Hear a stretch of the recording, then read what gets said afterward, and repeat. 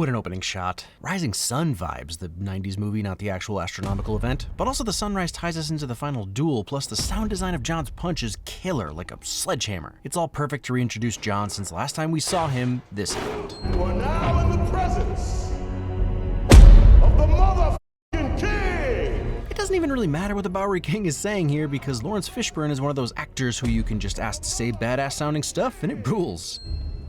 Yeah. But nobody says yeah like Keanu. For that matter, John Wick has his own gravelly hold on the word. The John Wick films are still pure art and I love when they lean into that. In a film that's almost too relentless with its action, we just watch an uncut 22-second shot of a sunrise, which again, yeah, has some meaning. But also, yup. But then jumping right into the first action sequence, and it's on horseback. Sure, Zaddy Yaga has used horses before, but this is a full-on Western-style chase through the desert. The captions just say man shouts in Arabic, but I swear I hear a John Wick in there. My ring, my freedom. Interesting approach to murk a bunch of fools and then kneel in front of the elder asking for freedom. It's sort of a flex. Yeah, he could just kill you, but he's gonna at least ask for what he wants first so you'll know you could have lived. Well, for a few seconds. And the only way John Wick will ever have freedom or peace now or ever is in death. I know.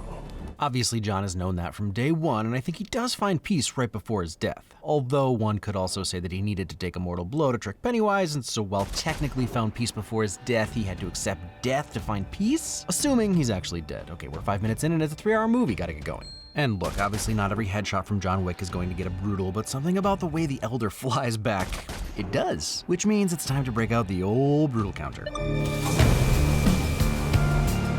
Ah, John Wick theme, perfect timing. Hey, nice to see a little consistency in the organization. But it's never been a good sign when the Kurgan shows up, even if he does have a beautiful beard. Judge, jury, and... It doesn't need to be said to be understood, and it's almost like saying it aloud would be a jinx. Today is not the day you will die. Of that I am sure. Ferryman would have some idea about that. Ned Kelly's final words as the hangman slipped the noose around his neck were, "Such is life. Such is life." Can you imagine the acceptance, the defiance? This will not be pleasant. Such is life, sir. Ah, that was a quick turnaround on the callback and a baller line. Second chances are the refuge of men who fail. Spoken like a kid who's never had to try anything hard. Say like working on a French accent. It has been an honor, my friend. Sad to see this character go, but sadder that Lance Reddick passed recently in real life. Should have been me. But it wasn't.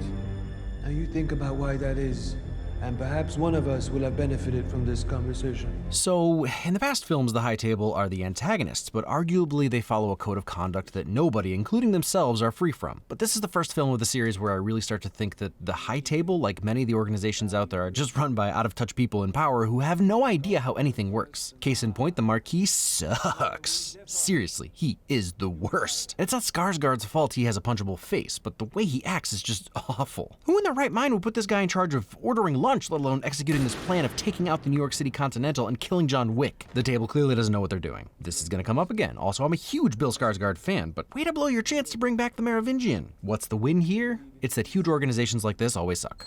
Pretty apropos wall art though. Never gonna complain when Chirrut shows up. Or Ip Man, or Yip Man, or Shenzhen, or Dragon, Monkey King, Inspector Ma, or Sergeant Ma Kun, or Shing Ba. Love the little disrespectful moment of Kane throwing his snot on the ground. This dude does not like the table. In a film series that always has cool subtitles, those are some cool subtitles. And just generally that this is the man to at least arguably take John Wick out. I know if John wanted to live and didn't care about killing the Marquis, I think it could have gone differently, but another retired assassin, unassuming, blind, with no love for the table, but something more important than himself to protect. He's the bizarro John Wick. Quick visual exposition to show us what nobody is all about. He wants a $50 million villa, who can't relate? People will come. I like the trust from Chad and Derek that their anime-loving audience wouldn't need the apology translated. Everything he touches dies. She's not wrong, including himself. Rina Sawayama seems to be right about a lot of things these days. Please tell my daughter that I look forward to our dinner. Aw, such a sweet moment, which means at least one of them will die, because this is a John Wick movie that started it all by killing a puppy. Also, Hideyuki Sanada has never looked better. Another man who ages like a well-seasoned cast iron pan. Yeah, that works. Friendship means little when it's convenient. Holy crap, that's a line, and Hideyuki Sanada is always a win. I mean, his lines could be beep beep boop boo and he'd still nail it and make me contemplate my life. てなしの準備。 That might officially be the most badass way to say mount up. Whatever that button is, I want one. Also, I did a whole thing about the color scheme for the first John Wick, and hot diggity is it on fire in Chapter 4. The reds and blues glow, but even the city shots are so vibrant. Neck. Oh, okay.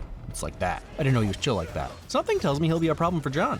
Koji's guys really make sure he's safe. 4 arrows in this brosif. Also love the addition to the series, there are plenty of dope fight scenes that actually have no involvement of our boy JW. It feels like a purposeful and successful move to open up the universe more. Also, yeah, it counts. It's always the dang storm ninjas, and I'm very interested by their armor and oni masks. They're clearly samurai inspired, but they work for the high table or maybe specifically the marquee? So are they just hired goons residing in Japan? Either way, they're scary. Oh, that's a dope suit and a dope costume reveal. Plus the implication that she's always ready to rumble. Brutal, the way his head snaps back. Aha, such realistic desperation to this split kick and recovery. It's a real pushing your body to the limits as if your life depended on it, because it does vibe. Ha! An actual arrow to the knee. She knows what she's doing. Also the limp swing down hanging from the arrow after getting shot. Brutal. These guys are just taking the bullets in the arms. Master assassin who would rather snack? That's my kind of master assassin. Or should I say master a snackin'? I should. Also, it's clear that Kane doesn't want to be doing this. Yeah, he's better than everyone, but the eating off on the side and the sighing and the all-around grumpy attitude he has isn't because he's bored or needs a challenge or something. He's not Parabellum Zero. He just literally doesn't want to be there. And his choice to not kill when he doesn't need to is also key to his character. Actually, I think we also need a kindness counter on this one. Also, his skills feel so real. Hollywood tends to have blind characters turn on God mode or at best a slightly muted version of Daredevil, so seeing him use his surroundings and tools to his advantage is refreshing. Also, Donnie Yen, you know. There's something so brutal about making him run into it like that. Huh, interesting to focus on that knife. Well, I'm sure that won't come up again later. Also, she's very good with it. John's had a tactical lining in his suit since Chapter 2, and since then, it's like everyone realized he was basically bulletproof, so they all got their own, and the holding your lapel over your face defense has become a staple of this movie. It also really adds to the shot count and how tiring this would be for everyone involved, both shooting and getting shot. In her defense, he is a meaty boy. Honestly, impressed she used his weight and her momentum against him like this. I'd really just throw an extra 10 brutals on there for all these stabs.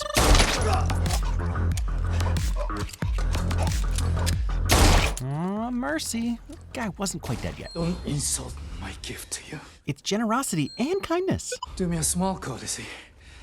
できるだけ多く殺してってくれ。 Aww, friendship goals. These poor guys didn't know they were coming into John Wick's blue lighting. Maggie Eject Whip. I'm gonna talk about this as we go, and I've actually mentioned it in another video for John Wick. One of the main themes, I guess, in this movie is excess. Mainly excessive effort. The entire movie is too much, it's Sisyphean. And occasionally we get some comedy gold out of it with this guy getting shot like 21 times. Actually, let's bring this fun thing back and count. 1, 2, 3, 4, 5, 6, 7, 8, 9, 10, gun throw, 11, 12, 13, 14, 15, 16, 17, 18, reload, 19, 20, 21. See that? And guessed right on the money with 21 up, 22. Also, let's be serious. I love that John doesn't get all Bruce Lee for this sequence. He uses the nunchakus as bludgeoning weapons that don't need to look pretty. Speaking of Sisyphean, he hits this guy at least 3 times in the same spot. It's so brutal, it's almost funny. Almost. Obviously, I'm not some kind of sick freak who laugh at such violence. Wow, that blood splatter really works nicely on the glass painting. Beautiful. Totally messed up. Also brutal. It's almost like John feels bad about staying quiet here. Almost. You dead, John?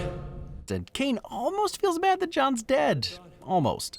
You a tracker? So do we think Tracker is its own separate guild in the Wickiverse? High Table Assassins, Bowery King's Army, Trackers? Because yes, tracking is a real skill that one can learn, but the way John says it makes me think he's kind of surprised to meet one, or at least that one is helping him. Really just hoping that Tommy Lee Jones shows up and does the point. What a good boy. Just tell me where John is. You know I won't. You know that's a kindness, also ultimately a self-sacrifice. Also, the sound design again is phenomenal. That echo of the steel. I'm sorry, but even if this film was garbage, it would be worth it just to watch Hiroyuki Sanada and Donnie Yen have a fight scene together. Japan versus Hong Kong. It makes sense for the story that Koji dies, but also we need an Expendables-type team-up movie with them, Michelle Yeoh, Tony Jaa, Iko Uwais, Michael Jai White, Stephen Chow, Zhang Ziyi. Dang, I guess there's some crossover because you need Jason Statham and Wesley Snipes. Even the blind man knows you've lost. You don't need eyes to see the right path. Dang, a burn from death's door. So, live. Kane is by far the most likable antagonist in the John Wick movies. Common's Cassian seemed honorable, and even Zero's fanboy energy made him weirdly likable, but Kane is just a good dude. Will I ever forgive him for killing my dude Hidoyuki? No, I will not, but still, good dude. I'll be waiting for you. I feel like that comment might bite him in the butt later. Killing a man can turn him into a martyr. Letting him live tells the world he's a coward or a turncoat. I don't think the Marquis is actually that smart, but this is what happens when everyone around you is that smart. Sword polo, rich people suck. Bloodshed in Osaka was not necessary. The bloodshed was the point. Alright, maybe he's no dummy, it's just the accent. I have to assume Bill is just trying to make us hate the character more. It works! Also, there should be a Saw-like twist reveal in 4 movies that he was actually John Wick's son from the future and had to use the fake accent. I'll let you unpack that one. I like you. He does have his moments, and it's clear that Bill had some fun playing the character. Qualifies. You can pull the knife out, or you can pull your hand out. One shows me a man committed only to himself, and the other, a man committed to the cause. The Marquis really is the perfect stand-in for the ruling class. He's asking someone to debilitate one of their hands for the cause after already wounding them, all while giving up literally nothing himself in the doofiest suit I've ever seen. Break your backs, workers. Autorise you juste selfish sucker. Where's my bottle of Cheval Blanc Saint Amélion 1947? Yo, that's badass. Fortitude and whatnot, but that's gonna be a no for me, dog. This is basically Latin for YOLO, or something like we ought to live since we must die, so alright. Turn his rules and consequences against him. Challenge him to single combat. Of course this is the thing. I mean, of course. The first of 2 needle drops that I was super stoked about, this one being Ever Now by Gesaffelstein, which sounds German since it is, which would make sense since he's in Berlin, but alas, Mike Levy is French, which also works. Church do be rough like that sometimes, don't interrupt. I am Klaus. John, I am Klaus. So freaking weird. Like most of us, my first reaction to Klaus was, what? But apparently he is played by legendary Berlin bouncer Sven Marquardt, whose method of allowing people into a club was similar to Seinfeld's Soup Nazi in that if there was anything he didn't like about your style or dress or attitude, you were not allowed in. After all, he is Klaus. I am Klaus. And I wonder what kind of life-threatening situation it takes to get a "we are Klaus" out of him. Ha! The holes in his wall letting in those light beams put him on a throne. Yeah, I'm one bullet away from being a very rich man. Aw, confidence. Unearned and misguided confidence, but still confidence. Fan blades are curved like katanas. Remember in Chapter 2 when Santino named a bunch of stuff John could kill him with? Fun confirmation. And of course, the ultimate paper cut is brutal. Honestly, after all the armor and bulletproof suits, I love to see John be able to do his thing. 2 in the chest, 1 in the head.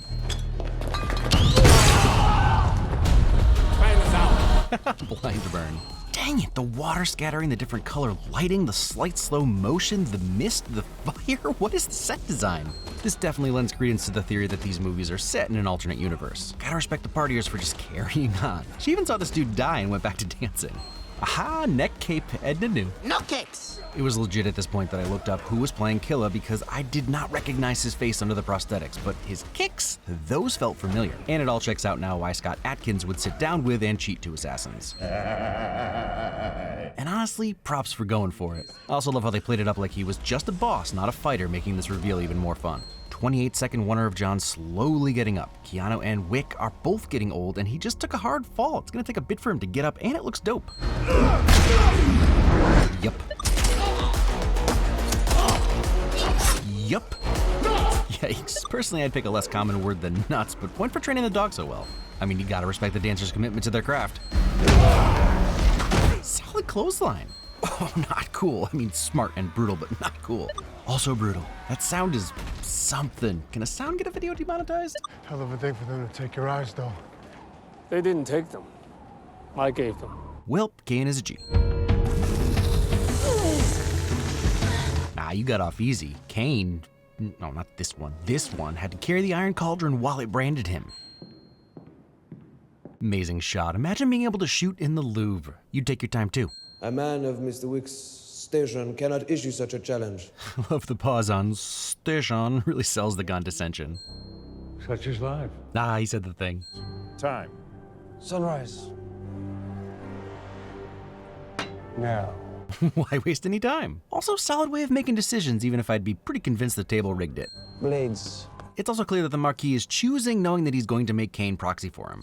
Fun fact about this film, the final fight has been set up and there is still an hour left of the movie. Stahelski going hard with it. It's a marathon, not a sprint ethos. A nomination. Kane. Won't do it. That delivery is so perfect. Deja vu, where's Ramachandra? A wicked man from the Big Apple is making a beeline to our sacred heart. The alternate universe theory is fun, but it's also fun to think that this type of stuff is going on under all our noses. A bunch of tatted up phone operators in the top of the Eiffel Tower doing coded radio shows about who to kill? Hit goes out to you, Mr. Wick. Okay, not that coded. If you cut across into a bullet, it guarantees that round will burst apart in fragments or even explode when it hits something. Don't do it, it's super illegal and really dangerous. And I definitely first learned about this in Taxi Driver and not at all from the 1988 family film The Bear that made me sob until I couldn't breathe anymore. See, the thing about cool ammo like this is that you're all but guaranteeing John Wick is going to use it on you, and that's a win for us. WUXIA. Ha, Wuxia, Martial Heroes, good name for the station. 9mm pit viper. How'd you get this? I know a guy who knows a guy who shot a guy. Ha, honesty. Also, fun fact, this is actually the Terran Tactical Innovations John Wick 4 Pit Viper because it was made specifically for this film. It retails for around $8 grand, which is kind of ironic considering John could smoke everyone with a Phoenix HB-22A and doesn't need fancy-ass guns. But hey, Tommy Lee Jones fought Benicio with a flint-napped rock and they still tried to sell a tracker knife to everyone for a few grand. When I was burying Sherrod, I was torn about what to put on his gravestone. What did you decide? Friend. It's true. Loving husband. That's what I want on mine. John. Loving husband. It's an interesting response to Winston's story because he said that Sharon was a friend above all else. Both things define the deceased by their relationship to other people. John's is special because his time as a loving husband was so short compared to the things he's really known for. Ha! Painted black in French, didn't see that coming. What was I saying about Sisyphean? You know it's coming, and somehow it's even more brutal than you're expecting. That sound is everything. Was nervous we weren't going to get any John Wick stunt car driver moments. Very happy to have worried in vain. Because it's everything I want. No, seriously, the way these guys all get out of the car is right out of a video game, and then John does multiple drift circles around them all to kill him. Who's gonna be our big winner? Love Gesaffelstein's pumping bass line as the next phase of this fight begins. Also, what a great concept for a set piece. If your film is set in Paris, having a car chase at the Arc de Triomphe is a no-brainer. But having a fight/shootout in the traffic circle as cars are flying by, this is why we're here. Bye-bye, Bones. Agent Smith. Are you shooting the guys in midair after getting wrecked by cars? These movies have done so much to make me think I'll be totally fine after getting hit by a car, and that's probably not a good thing. Such a badass move. Saving your meal ticket and some more kindness. Hell yeah, you good boy. Okay, that is such a badass move. Classic horror movie moment. Easily could have been the Nun or a Deadite, but it's a good boy. What? Backpack that doubles as body armor? Nobody is quickly moving up the list of my favorite Wickiverse secondary characters. What did I tell you? And he takes the first one that shot at him. Oh boy, we've been waiting for this sequence. Two insanely fun and creative long takes. The first a minute 45 long, the second 33 seconds, both bananas amounts of time for no cuts. From the time John rounds the corner with Castlevania's Shots Fired playing, it's one continuous take where the camera was set on a path and all of the actors, yes, it's Keanu the entire time, and stunt performers had to hit their marks all while making it look real and sometimes even play dead while on fire or otherwise ruin the take and have to start all over. And while the muzzle flashes of the Dragon's Breath are visual effects, the ammo they're representing is very real. It's an incendiary shotgun round, and I just found out it's actually legal in Connecticut, so yes, now I have plans this weekend. And really, let's just throw a few more up on the brutal counter for all the Dragon's Breath kills. Also, it's pure Hotline Miami top-down excitement, or if you ask Stahelski, the Hong Kong Massacre, but either way, it's another video game sequence. But it's not just a cool aesthetic, it allows us to see the action with a totally different experience, one that only we're having. This guy is running around on fire, and we see him leave the scene and then come back in to get shot again. It also really amplifies the explosive visuals of the Dragon's Breath rounds and gives a feeling of velocity to the gunfire with these papers flying off the desk. Ouch. Add falling like 15 to 20 feet with 185 pounds on top of you to that list about getting hit by cars.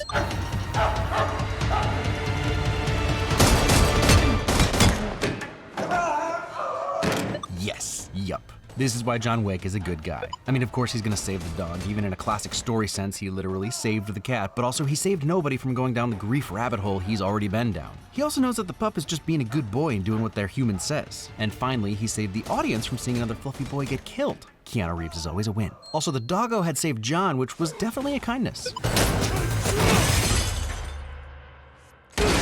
Wow, yeah, I spoke too soon on my fall list, because that's more like 30 feet. Climb those 222 steps. John realized how many steps right as she was saying it. And my first thought was, dang, it would suck to have to duel after walking up 222 stairs in 8 minutes. You'd be so tired. Oh, right, this is a John Wick movie. Walking was never an option. And now my second needle drop. You know it from the T-Mobile commercial, or maybe it was for a car? Whatever, just like Nick Drake's Pink Moon from that Roads and Moon commercial. It very much worked. Genesis by Justice is a jam and perfectly fits with the balls to the wall insanity of the set piece.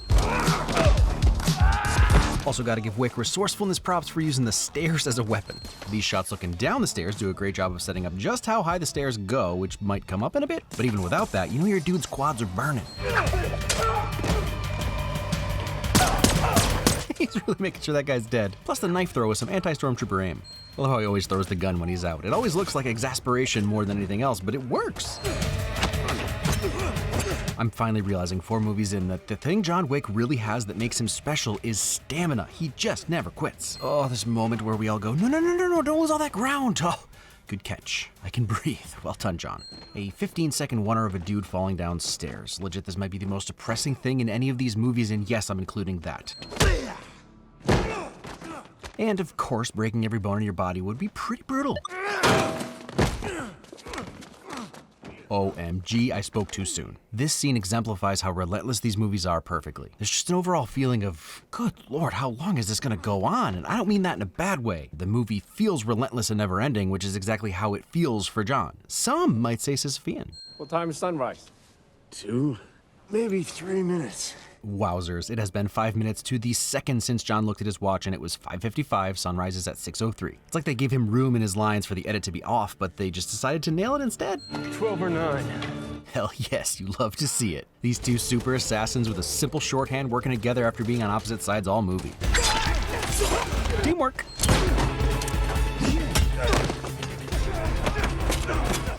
The pistol jammed, so he took the slide off to use it as a throwing weapon, and then the frame is a stabbing weapon.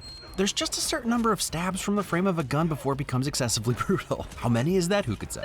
Love how John pulls up his coat, but the goon doesn't shoot. Makes it feel slightly less choreographed, giving him literal puppy dog eyes. And again, John's little guardian angel. Ha! Kane is good with pencils too. Must be why he took it earlier. Didn't want to be shown up by the legend of John. You hit my puppy. Comeuppance. You know you owe me. Yeah. What's a little casual hand stab between friends making you use your non-dominant hand for a life and death duel? We seek the truth and will endure the consequences. Consequences. Gonna need to start saying consequences before we drink now. It never gets old. The opening on horseback, the Morricone-style music, the ending in a duel, classic spaghetti western all the way. Stabbing John's dominant hand did offer some fun mirror symmetry though. Remember your daughter. Off. Perfect delivery again, no notes. Last words, Winston? Just have fun out there. This guy gets it. It's not all about winning or losing if you enjoy yourself. They're getting dusted? Oh no, it's just more cool captions. Now is when we start to ask ourselves if John has a plan, and if he does, is Kane in on it? Because yes, John has been through a lot, but does he miss? Nice. Compliments. Just kill him. But also the implication that Winston knows John hasn't been going for the kill shot. Oof, the side view with the blood spray behind John. Fools. Huh. You arrogant ass. He didn't shoot. Consequences. Got him. Have to love that Winston distracted him. Teamwork. Also consequences. I mean, comeuppance. Your obligation to the table is satisfied, John Wick. You are free. Honestly, feels good to hear whether he's dead or alive. Fully reinstated, Mr. Manager. The Marquis called Winston Mr. Manager, and I just thought it was a goofy language thing, but now the native English speaker said it, and if that doesn't make Winston George Michael Bluth, I don't know what does. I'm Mr. Manager. And you have to love that they're just ignoring the Marquis' body. Will you take me home? Of course. There's ambiguity and unspoken words here, but I think Winston knows that John is asking him to take his body home and bury him with his wife.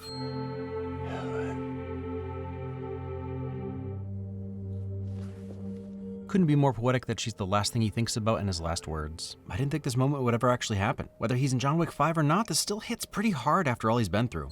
Aw, they did the thing he asked for. Friendship. Das Vidania, mój syn.